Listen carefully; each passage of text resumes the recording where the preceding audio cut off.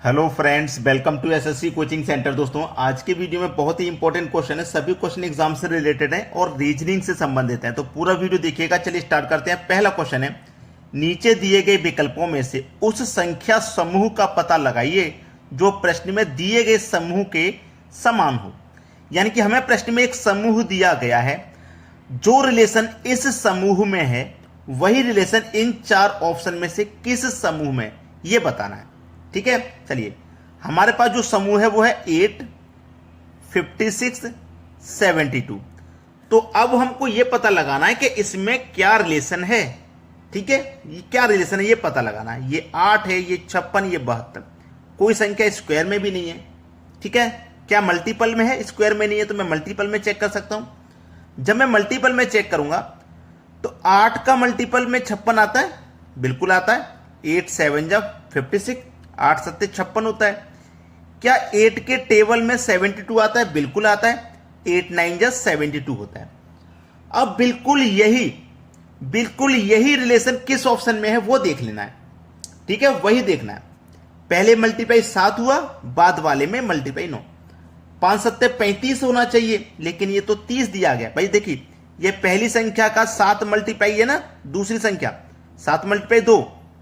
जो दूसरी संख्या है पहली संख्या का 7 से मल्टीप्लाई है, तो जो दूसरी संख्या पहली संख्या का 7 से मल्टीप्लाई होना चाहिए, लेकिन नहीं दिया गया। 6 7 42 दिया गया, बिल्कुल ठीक है, पहला तो सही है। 6 7 42, 7 से मल्टीप्लाई है। क्या 9 से दिया गया? देखिए 6 9 54, बिल्कुल दिया गया, ये सही जवाब। आगे चेक कीजिए, 3 7 21, लेकिन ये तो 15 दिया गया, गलत जवाब। 7 7 49, ये तो 56 दिया गया, ये भी गलत जवाब। तो हमारा बी ऑप्शन क्या है? बिल्कुल सही जवाब है। हमने पहले यहां पे पता लगाया क्या रिलेशन है, फिर उसी रिलेशन से हमने देखा कि कौन से ऑप्शन में वही रिलेशन है।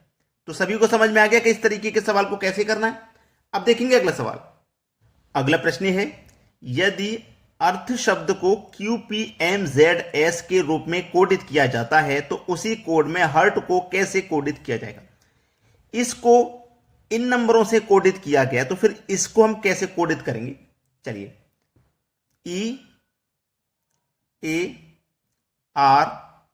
EARTH, इसका कोड क्या है? ये वाला है, तो मैं लिख लेता हूं इसका कोड QPMZS। तो हमको ये पता लगा, E का कोड Q दिया गया है, A का कोड P है, R का M, T का Z और H का S कोड है। ये हमें पता लगा।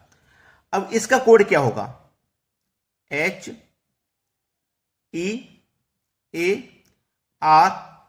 देखिएगा, H का कोड यहां पे क्या है? S, तो H का कोड यहां पे भी S होगा। ऑप्शन में देखिए सभी में पहला S है। अब E का कोड पता करिए। देखिए E का कोड यहां पे Q है, तो यहां पे भी E का कोड Q हो जाएगा। A का कोड देखिए, A का कोड यहां P है, तो यहां भी P। R का कोड यहां पे M, तो R का कोड यहां पे भी M। अब यहां पे देखो T का पूछ रहा है, T का कोड है Z। सबसे पहले ये देखिए, SQPMZ, S के बाद Q, SQPMZ, SQPMZ, SQPMZ। Third option C option है आपके सवाल का बिल्कुल सही जवाब। सभी ने समझ में आ गया ना, किसी को कोई दिक्कत नहीं होगी। अब देखेंगे अगला प्रश्न। अगला प्रश्न है, नीचे दिए गए प्रश्न का सही वेन आरेख बताओ। पुरुष, पिता, एडवोकेट। चलिए, एक चीज तो हमें क्लियर है इस प्रश्न में कि पिता वो भी पुरुष होता है, एडवोकेट भी पुरुष होता है। ये चीज तो क्लियर हो गई भाई। इतना तो हमें क्लियर हो गया कि एक पिता पुरुष होता है और जो एडवोकेट है वो भी पुरुष ही होता है, और जो एडवोकेट है वो पिता भी हो सकता है। भाई कोई पिता है वो एडवोकेट भी तो हो सकता है। किसी का कोई पिता है, किसी बच्चे के पिताजी होंगे, वो एडवोकेट भी तो हो सकते हैं।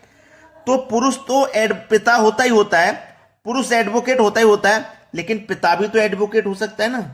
हो सकता है कि नहीं? बिल्कुल हो सकता है। तो अब क्या रिलेशन बनेगा? देखिए, सबसे पहला जो डायग्राम बनेगा वो बनेगा पुरुष का। वो पुरुष का बनेगा, इतना तो क्लियर होना चाहिए। पुरुष का बनेगा, क्योंकि पिता भी पुरुष होगा और एडवोकेट भी पुरुष होगा। ठीक है, तो जितने भी पिता होंगे वो सभी पुरुष होंगे, लेकिन सभी एडवोकेट पुरुष होंगे ऐसा नहीं है। कुछ महिलाएं भी एडवोकेट होती हैं। समझ रहे हो ना मेरी बात को? भाई देखो जितने भी पिता हैं वो तो सभी पुरुष हैं, तो पिता जो है पुरुष के अंदर आ जाएगा। लेकिन जो एडवोकेट है, जरूरी नहीं है कि सभी एडवोकेट पुरुष होंगे, कुछ एडवोकेट महिलाएं भी होती हैं, इसीलिए ये पुरुष के अंदर नहीं आ सकता। ये कहां रहेगा? बाहर रहेगा। लेकिन बाहर तो रहेगा।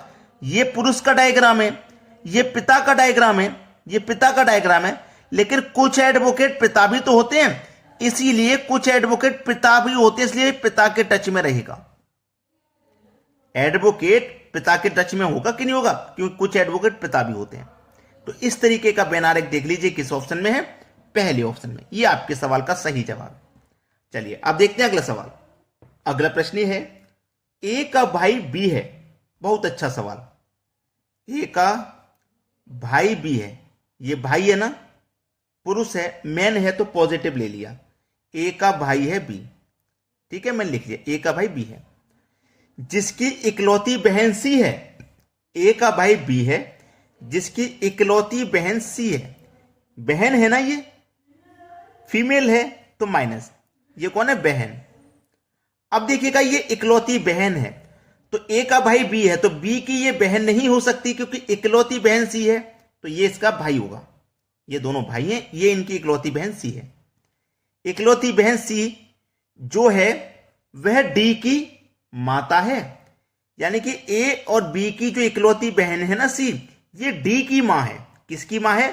ये डी की मां है, ये डी की मां है, ठीक है, डी की माता है। ई जो है वह डी की नानी है। ई कौन है? डी की नानी। तो नानी कौन होती है? मां की मां। भाई डी की मां ये है, मां की मां नानी होती है, और मां की मां यानी कि कौन दी गई है? ई दिया गया। जो ई है वो डी की नानी है, इस डी की नानी है, ठीक है, इस डी की नानी है। तो नानी कौन होती है? मां की मां। तो ये इसकी मां है और मां की मां नानी हो गई, ठीक है। तो डी की ये कौन हो गई? नानी। क्लियर है यहां तक? नानी है। बी का ई से क्या संबंध है? बी का ई से संबंध पूछा है। चलिएगा, ये इसकी बहन है, ठीक है, बी की ये बहन है, और इसकी ये कौन है? मां। जब इसकी मां है तो भैया मां इसकी भी होगी, होगी कि नहीं होगी? इसकी भी तो मां होगी, क्योंकि तीनों आपस में भाई बहन है। जब इसकी मां है तो इसकी भी मां होगी। तो बी का ई से क्या संबंध है? ये बी ई का कौन लगेगा? ये इसकी बेटी है तो ये इसका बेटा लगेगा, पुत्र लगेगा, यानी कि सी ऑप्शन बिल्कुल सही जवाब हो जाएगा। सभी को समझ में आ गया होगा प्रश्न। अब देखते हैं अगला सवाल। अगला प्रश्न है, दिए गए विकल्पों में से लुप्त अंक ज्ञात कीजिए। 12, 18, 30, 6, 16, 32, 40, 8, 36, 18, 27 क्वेश्चन मार्क। बहुत अच्छा सवाल है, बेहतरीन सवाल। चलिए अब यहां पे क्वेश्चन मार्क है, तो मैं ये देखूं ना, यहां नीचे 8, 6 कैसे आए, ये 8 कैसे आए, उसी तरीके से मिलेगा। तो अगर आप ध्यान देंगे तो 12, 18 और 30, इनका अगर आप HCF निकालें, इनका यदि आप HCF निकालें तो 6 होगा, यानी कि 12 में, 18 में और 30 में 6 का डिवाइड चला जाएगा। बिल्कुल चला जाएगा ना, ये तो कंफर्म है, चला जाएगा। लेकिन इनका HCF 6 है, यानी कि जरूरी नहीं है इसमें 6 से डिवाइड जाएगा, इसमें तो 3 से भी डिवाइड चला जाएगा, 2 से भी डिवाइड चला जाएगा कि नहीं। लेकिन हमने HCF ही क्यों निकाला? क्योंकि वो संख्या HCF ये बड़ी से बड़ी जो इनमें डिवाइड कर दे, बड़ी से बड़ी संख्या HCF। अब मैं इसका HCF निकालूं, 16, 32, 40 का HCF, इनका HCF भैया कितना होगा? बड़ी से बड़ी संख्या। बड़ी से बड़ी संख्या निकालने का सबसे आसान तरीका यह है कि जितनी भी संख्या है उनमें से सबसे छोटी जो भी है उसका आधा कर लो पहले। जैसे देखो सबसे छोटा 12 है, 12 का आधा 6, 16 सबसे छोटा इन तीनों में, 16 का आधा 8 हो गया। तो 8 से 16 कटेगा, 32 भी कटेगा, 40 भी कटेगा, तो इनका HCF 8 हो जाएगा। यहां देखिए 36, 18 और 27, तीनों में सबसे छोटा कौन? 9, वो 18 का छोटा कौन हो जाएगा? 18 का आधा करना है। देखो हमने यहां पे भी आधा करके बताया, यहां पे भी आधा करके बताया, यहां पे भी इनका HCF जब हम निकालेंगे तो मैंने बताया जो सबसे छोटा उसका आधा कर लो पहले। 18 का आधा 9, अब 9 से कटाओ 36 कटेगा, 18 भी कटेगा, 27 भी कटेगा, तो यहां पे जो आने वाली संख्या है वो 9 हो जाएगी।